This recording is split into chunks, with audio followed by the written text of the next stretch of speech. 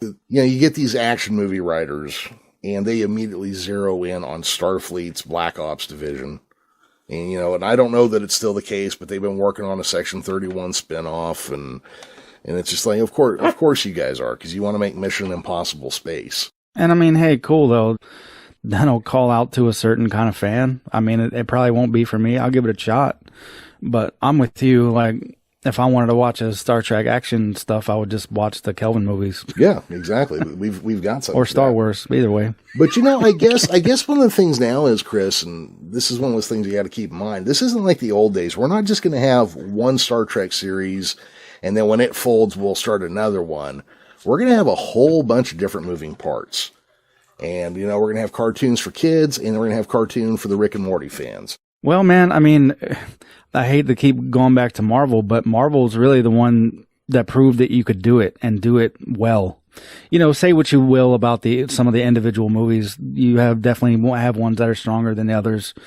But the overall arc is the main thing, and the consistency, for the most part, except for those, minute little things that don't matter a whole lot. Like, Marvel proved that you could do it across a vast amount of content. Yeah. Oh, absolutely. And that's one of the things, because they had the Netflix series and the regular TV stuff going and the movies going.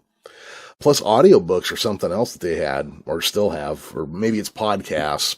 I don't know that they tie into the cinematic universe, but yeah, Marvel has definitely started putting out, I guess, audio dramas. I guess is the closest thing you could call them. They're like fully, full cast and sound effects and all that.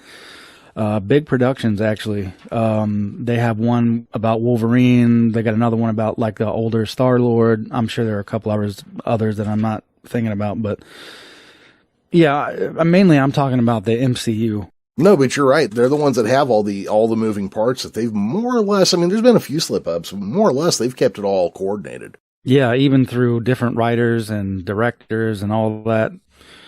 I don't know what happens to the MCU if Kevin Feige ever leaves Marvel, but it seems to be rest on his shoulders as far as all that continuity. But regardless, I don't know why DC doesn't look at that and follow suit, but that's a different podcast. Yeah. But anyway, yeah. So I'm fine with Star Trek doing this. This is another one of my favorite IPs, so I'm here for all of it. I was just thinking, now that we're going to have so many different things, and they're going to rotate, because I think we'll hit the point where we probably have Star Trek throughout the majority of the year, but it'll be different stuff as it goes. And there'll be things there for different kind of viewers. You'll have your more mature character pieces like Picard. You'll have your more gung-ho stuff like Discovery, with the long-form storytelling. And then for those of us who are like me and you, who like old Star Trek, it looks like we're going to have Strange New Worlds. And for the guys that want Fast and Furious in space, there's going to be Section 31. Yeah, I'm here for it all. Yeah, I was going to complain, but you know what? Now that I'm saying it out loud to you, I suddenly go like, oh, but there is a way for this to work. And again, like with the Marvel stuff I was talking earlier, if I see a little snippet or a picture or something of something that hasn't come out yet, obviously my first instinct is to complain about it. But then I'm like, okay, nope, this is Marvel. They have a proven track record, so let me not freak out about this, because I assume once we see it in practice, it's going to be good, or at least, not terrible. So Paramount so far has my trust. So Giorgio then remarks that Tyler should stick around with her band of merry misfits. From the upper deck, Leland orders the helm to go to warp. He remarks that Control values Tyler's skill, but her recruiting speech needs some work. Giorgio tells him not to give her any notes and that Tyler was in. Did you find her saying, don't give me any notes, does throwing that kind of showbiz lingo in there pull you out? Because it does me. Not really. Because, Giorgio is a part of this organization on her own terms. And while Section 31's mechanisms might line up with hers sometimes, Giorgio is still her own thing. So she's not sure, you're my captain, but I'm not trying to take no orders from you. I got the man, so shut up and color. That's the way I took it. That's fair. That kind of covers it. Overall, what'd you think of this episode? I thought it was real good. The stuff with Tilly is starting to ratchet up, even though the thing was pulled out of her. That's not the end of that whole situation. The stuff with Spock is still puzzling at this point.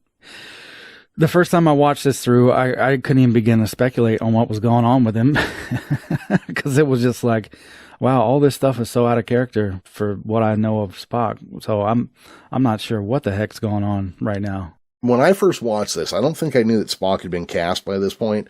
I still thought we were never going to see him. I thought it was going to be like Supergirl in that first season where she'd talk about her cousin and they'd show a guy wearing a cape in silhouette, but you never actually saw Superman. I was kind of wondering if they were going to do that. And then as we learned, no, we meet, we meet the old Enterprise crew, person by person. And I was pretty excited by that. I like this episode. I'm kind of hit and miss with Klingon stuff. When I was younger, I liked the Klingon stuff quite a bit. But then as I aged, I kind of realized it's kind of like Nietzschean philosophy. Like to a teenager, it's really cool. And then you hit you hit adulthood and you're kind of like, oh, that's kind of dumb. And then you get a little bit older than that and you realize, you know what, I didn't read it right either one of those two times. And it's okay. Yeah, aside from what they physically look like, I really dig what they're doing with the Klingons here. Yeah, it's an interesting spin on it, finding out that there was this mother character. I don't know how much more of this we're going to see. Yeah, me and my wife were talking about that today. I hate giving spoilers for Discovery, but if you have not seen past season 2 of Discovery, I guess don't listen to the next 30 or 40 seconds here. But once they get in there, the time travel stuff, I was kind of wondering, like, how's all this going to play out? That me and my wife were talking about. I was like, you know what? I bet Pike kind of gives a continuation on what's happening in this timeline, at least somewhat. It has to, because the Klingons play such a big part of, well, at least they're setting up the Klingons to play such a big part of what's going on in the Federation down the line. So I got to think that some of this stuff we're seeing right now will get touched back on in Strange New Worlds. Yeah. Oh, yeah, I would have to think so. I mean, I know they're going to do a lot of exploration, which is what I'm looking forward to. But they're going to have to talk about what's going on in the bigger universe as well. Yeah, I don't think you'll ever get like that true Planet of the Week stuff like we got in TOS. I still think you're going to have these season arcs as well. I could be wrong, but given the way storytelling is done today, especially with like the TV show type format, I don't think you're going to get a straight Planet of the Week thing like we got with the original series. I mean, even then there was some little longer arcs there, but not much. So yeah, I think we're going to see stuff like that, especially how the Enterprise fits in with the Federation at large. But, obviously I hope the emphasis is on that Planet of the Week stuff. But I'm also hoping there's like some little arcs playing out in the background too.